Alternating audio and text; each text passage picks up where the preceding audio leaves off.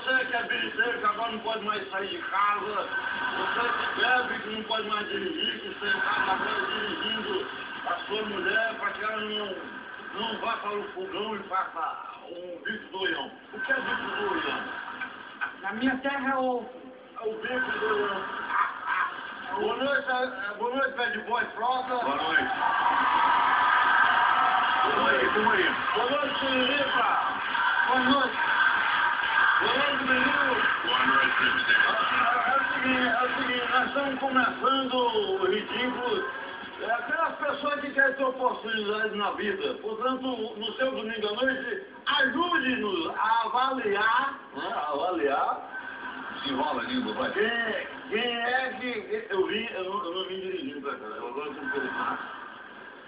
Eu dirijo o táxi, a polícia pensa que eu sou motorista. Não me fala não. Não me fala não. Então, o motorista não pode estar bêbado, só que eu vou amanhã, entendeu? Então, vamos começar o programa de hoje, ridículo, ajude a avaliar as maiores figuras que estarão hoje no Brasil.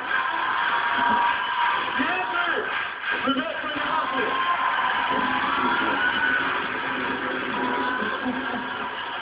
Cadê o Rodolfo, PT? Qual é seu nome? Camila. Você veio fazer o que aqui, Camila? Eu vim te desafiar. Eu?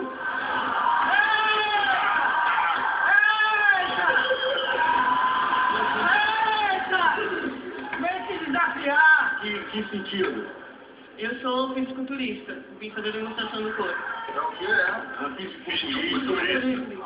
Você vai mostrar suas formas avantajadas.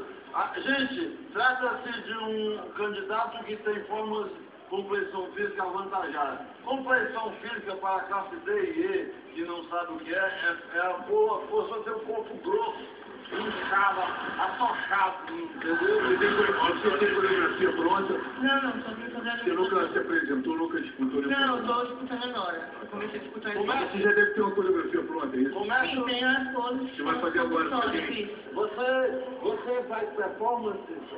Isso. Você é homem ou você é mulher? Não, sou mulher. Tá bom, então... Comigo, né? Primeiro tira o roupão sensualmente, se eu for pedir mais calma, vem. Eita. Não vai dar não.